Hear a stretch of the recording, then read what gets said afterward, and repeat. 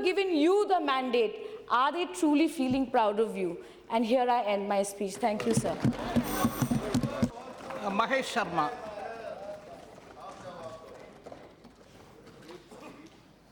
अध्यक्ष जी, जिस विश्वास के साथ भारत की इस महान जनता ने भारतीय जनता पार्टी और एनडीए को पूर्ण बहुमत दिया, ये बजट उनके सपनों को साकार करने की दिशा में एक कदम है।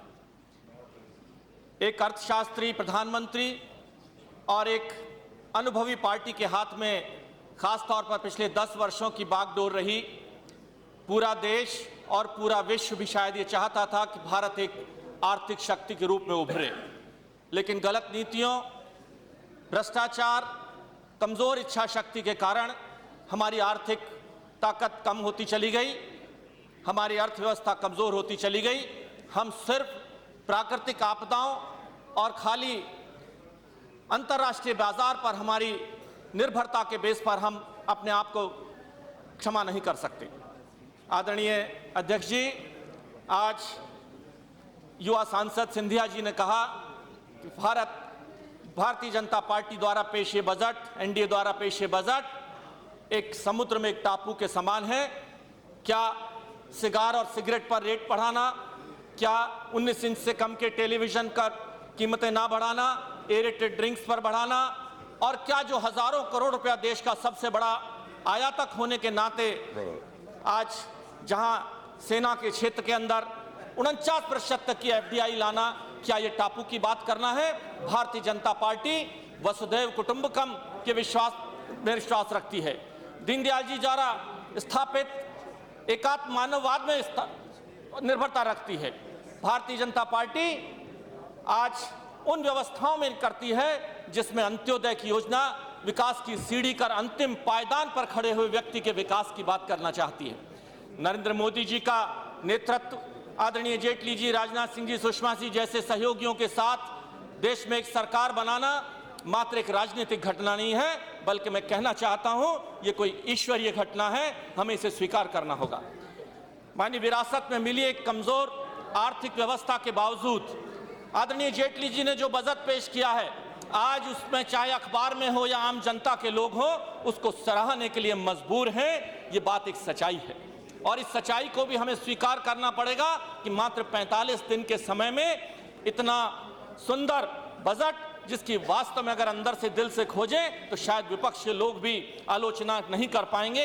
ये बात एक कड़वा सच है।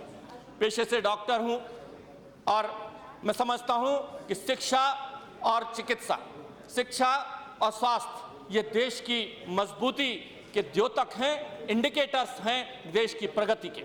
आज माननीय वित्त मंत्री जी ने 4 एम्स और 12 मेडिकल कॉलेज खोलने की बात कही है, लेकिन माननीय इस विषय पर मैं लंबी चर्चा चाहूंगा, लेकिन वास्तव में सच्चाई यह है कि आज देश में 6.5 लाख डॉक्टर हैं और 4 लाख डॉक्टरों की कमी है। 12 मेडिकल कॉलेजों से 1200 डॉक्टर प्रतिवर्ष मिलेंगे, इसमें और बढ़ोतरी की जरूरत है। मान्यवर, मैं अपने क्षेत्र नोएडा, जो मात्र उत्तर प्रदेश का ही नहीं पूरे एनसीआर क्षेत्र की एक शो विंडो है, अगर मैं उसकी बात ना करूं तो बेईमानी होगी। मान्यवर, आज सच्चाई यह है कि दिल्ली 2020 तक जिसकी जनसंख्या शायद विश्व में दूसरे नंबर का घनी आबादी वाला क्षेत्र हो जाएगा दिल्ली, अगर इसकी जनसंख्या को ऑफलोड कर हमें एनसीआर क्षेत्र में, नोएडा जैसे क्षेत्रों में ले जाना है तो यहाँ के टोल को माफ कराना होगा। टोल के रास्ते से जैसे गुड़गांव में समय लगता है, घंटों समय बर्बाद होता है, आज डीएनडी पर टोल को माफ करना होगा। किसानों के लिए उनके आज यह हालत है कि किसानों को भूमि अर्जन का मुआवजा देने के लिए सरकारों के पास पैसे नहीं है। पूरे नोएडा, ग्रेटर नोएडा क्षेत्र में जहाँ प्राइवेट कॉलेजों की भरमार है, डिग्रियों की भरमार है, यूनिवर्सिटियों की भरमार है, मात्र डिग्री कॉलेज है। आज मेट्रो रेलवे द्वारा और कनेक्टिविटी बढ़ानी होगी। नोएडा जैसी जगह को फ्री होल्ड कर आज हमें दिल्ली का बोझ हमें खत्म करना होगा। जहां गंगा के सफाई की बात हुई है, वहीं दिल्ली की जीवन रेखा, नोएडा की, गौतम बुद्ध नगर की जीवन रेखा, यमुना और हिंडन नदियों को भी आज सफाई की हमें योजना बनानी होगी।